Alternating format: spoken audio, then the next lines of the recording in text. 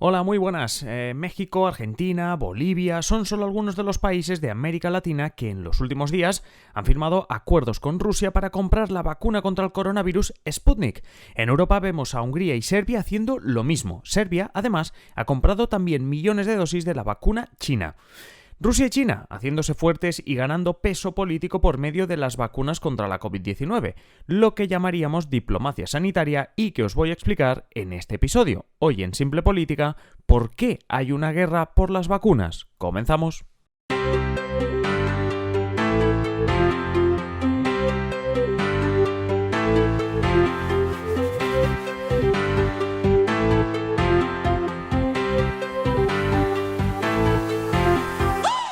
Os habla Adrián Caballero y esto es Simple Política, el podcast que trata de simplificar y traducir todos esos conceptos, estrategias y temas que están presentes cada día en los medios y que nos gustaría entender mejor. Y hoy hablamos de una realidad actual, pero también un concepto, el de diplomacia sanitaria. Un día haremos un episodio con los tipos de diplomacia que existen en las relaciones internacionales, en la política internacional en general, ¿vale? Pero hoy nos vamos a centrar en uno de ellos, el de la diplomacia sanitaria. La diplomacia en sí es la negociación, la relación entre estados o otros actores que tratan de conseguir una serie de objetivos y que normalmente, pues por definición, no se usa la violencia en esto de la diplomacia. Hay muchos tipos, los explicaremos en un episodio, como digo, pero algo que puede ocurrir es que hables de la diplomacia económica, por ejemplo, de la diplomacia militar también, etc. Eso lo que explica es con qué elemento negociador vas por encima de todo. Es decir, ¿cuál es el elemento que tú usas dentro de la negociación, dentro de esa diplomacia? Pongo un ejemplo para no liarlo.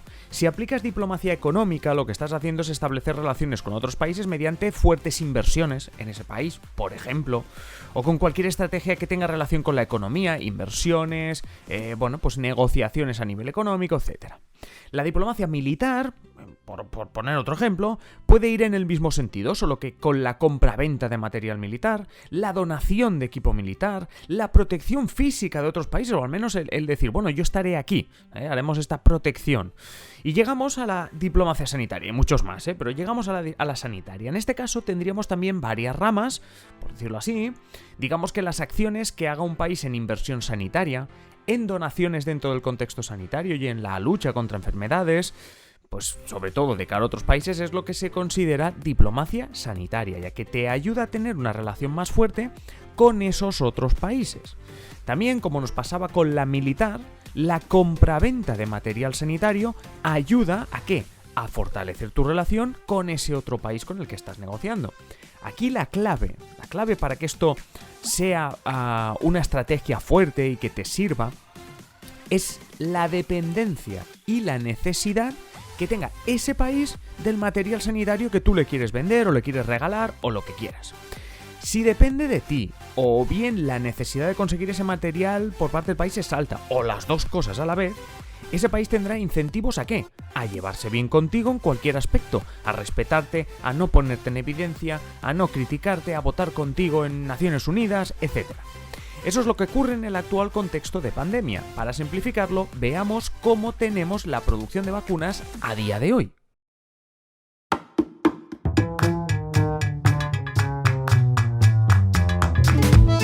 En Europa tenemos AstraZeneca, Moderna, Pfizer. Ya sabéis, si habéis seguido las noticias, pues estaréis viendo cómo la Unión Europea está un poco de pelea con estas farmacéuticas porque no están cumpliendo con los plazos y la cantidad de vacunas acordadas. Hay que decir que estas tres farmacéuticas son aquellas que han pasado el examen de la Agencia Europea del Medicamento, porque ahora mismo la Unión Europea son estas tres las vacunas las que ha aprobado, no ha aprobado otras.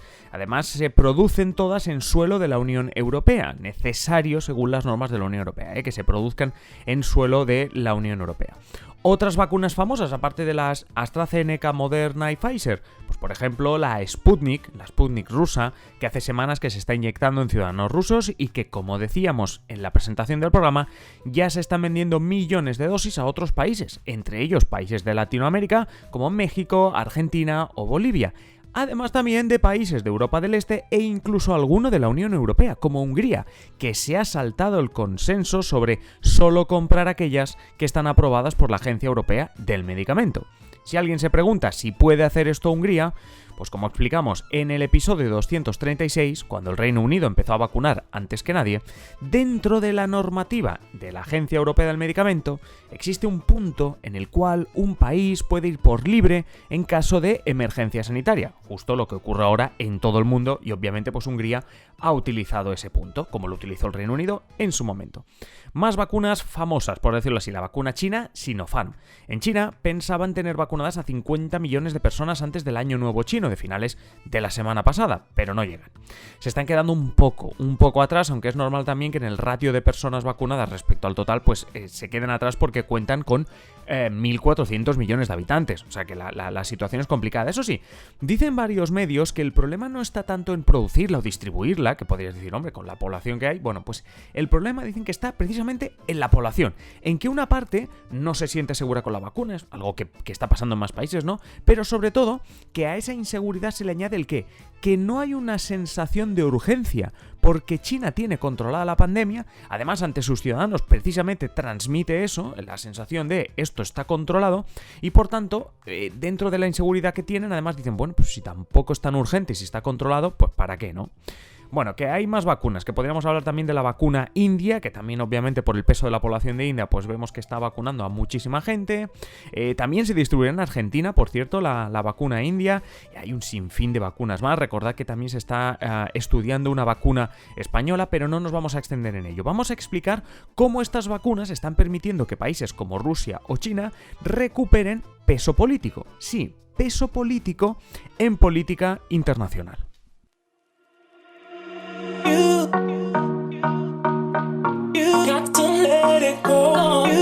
Pues lo decía la semana pasada la periodista Gemma Saura en La Vanguardia, el instrumento de denominación del mundo ahora mismo es una aguja. Es un poco exagerado, pero ahora mismo es el recurso más codiciado, ¿no? Como dice la periodista, quien la controla luce la corona más deslumbrante. No es solo una cuestión del dinero que ganas si vendes más rápido tu vacuna, es el poder que tienes para decidir a quién se la vendes o se la regalas, me da igual. Ese es el poder, el decidir a quién. Pensad que la Unión Europea había planeado una compra superior de vacunas a las que necesita su población, es decir, más millones de vacunas que millones de personas tiene la Unión Europea. ¿Para qué? Para donar el sobrante a países en desarrollo. Ese regalo no es realmente un regalo, es una forma de ganar influencia. Si tú eres el país o el órgano que ha regalado vacunas o que las ha dejado a muy buen precio, esos países a los que se lo has dado tienen incentivos a llevarse bien contigo, lo explicábamos también antes, lo que quiere decir permitir la entrada de inversiones, de empresas, etc. Al final, es cuestión de entender que cuando digo llevarse bien, no es que te llamen cada semana a ver qué tal estás, o que salgan en televisión diciendo ¡ay, qué bonito y qué buena es la Unión Europea o el país que sea! No. Es tenerte como socio prioritario. Es que en caso de negociación internacional se van a poner de tu lado, o al menos van a escuchar con atención tu postura. Es permitir, como decía, la entrada de inversiones y empresas. Es incluso que si sabes que ese país tiene un enemigo, un rival internacional, pues les vas a cerrar la puerta a ese rival internacional en favor de ¿quién? De aquel que te cuidó, por decirlo así. Bueno, al fin y al cabo, estamos hablando de casi la diplomacia de toda la vida, por decirlo así. Y estábamos hablando de diplomacia sanitaria, ¿por qué? Porque en este caso el arma que estamos usando, entendedme bien, es la vacuna. De eso se trata, la guerra de las vacunas no va tanto de conseguir comprar muchas vacunas, sino de hacer diplomacia y ganar influencia internacional con ellas. Ya os he explicado en algún episodio, bueno, en más de uno, cómo China lleva años ganando influencia en América Latina y en África a base de ¿qué?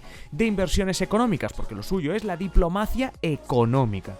Sería un desastre, por ejemplo, para muchos países cortar lazos con China, criticarla, etc. Es esa diplomacia económica que en este caso le sale bien. Bueno, pues en estos momentos el contexto dice que conseguir una vacuna para tu población es un bien muy preciado. Hay mucha necesidad, ¿os acordáis, Antes decía lo de la necesidad. Y China, por ejemplo, entre otros países, firma un acuerdo con Serbia. ¿Es casualidad? No, Serbia ya tenía una muy buena relación con China. Empresas chinas ya han invertido miles de millones de euros en Serbia, sobre todo en infraestructuras, en energía, pues en diferentes aspectos de la economía serbia, que obviamente le ha ido muy bien a Serbia. Ahora sé que diréis, entonces Serbia le compra la vacuna porque ya había relación, no es al revés. A ver, pero es que se trata de consolidar esa relación. Es decir, ya tengo una relación, pero la vamos a consolidar. Es decir, una relación hay que cuidarla, ¿no? Es como una relación personal o un amor, ¿no? Lo que hace China es proponerle un buen trato a Serbia. Simplemente con el tema de las vacunas. Oye, mira, ¿estás esperando a Europa? Yo tengo un trato bueno, rápido, etc. Serbia está contenta porque tiene las vacunas y la relación se afianza. Así de sencillo. Lo mismo está haciendo Rusia, especialmente en América Latina y en Europa del Este. En Europa del Este es importante, además lo tiene al lado, pero es que ya no solo por eso, sino porque la Unión Europea, a nivel político y diplomático, considera a Rusia su enemigo más próximo. La Unión Europea está perdiendo influencia en la Europa central, en la Europa del Este. Si encima Europa va lenta consiguiendo las vacunas, aprobando por la agencia del medicamento, etcétera, etcétera, pues ¿qué pasa? Que es complicado luego que las puedas donar, o cuando las dones ya vas tarde. Y en ese sentido se está adelantando Rusia, China, pero en este caso estamos hablando de Rusia, ¿no?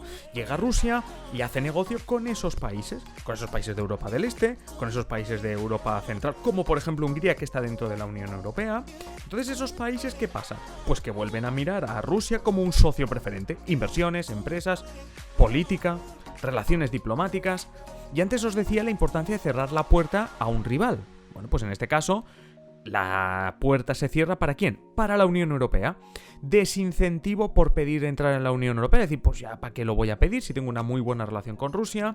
Estos programas de migración económicos, de ayuda, no sé qué, de la Unión Europea con estos países tipo, estoy pensando en Moldavia, Georgia, etcétera, etcétera. Pues, ¿para qué? Si ya tenemos un socio prioritario en Rusia, etcétera, etcétera.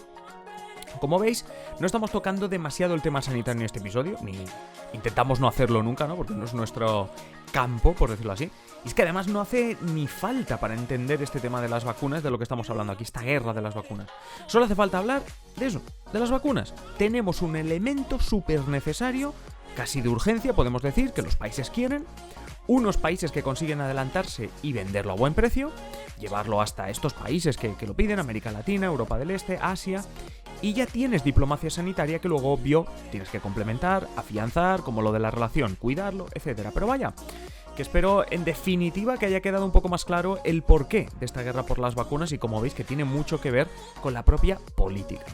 Cerramos, como siempre, con la pregunta para vosotros. ¿Qué pensáis de hacer este tipo de diplomacia y negocio con las vacunas? ¿Y qué pensáis de los retrasos en Europa? Que al final también son parte que explica el éxito de Rusia y de China con su vacuna. Ya sabéis, dejadnos vuestros comentarios en ebooks y en YouTube o en adriancaballero.net/contactar. Y hasta aquí el episodio de hoy. Si os gusta Simple Política, ya sabéis, en la descripción del episodio tenéis un enlace para haceros mecenas. A cambio, pues muchas ventajas como adelanto de episodios del podcast y de los vídeos de YouTube, contenidos exclusivos para vosotros los mecenas, prioridad para escoger temas, contacto directo con nosotros, sorteos y mucho más. Ya sabéis, el enlace en la descripción del episodio. Y nada más, ahora sí, manteneros siempre informados y nos escuchamos en el siguiente episodio. Un saludo y que paséis feliz día.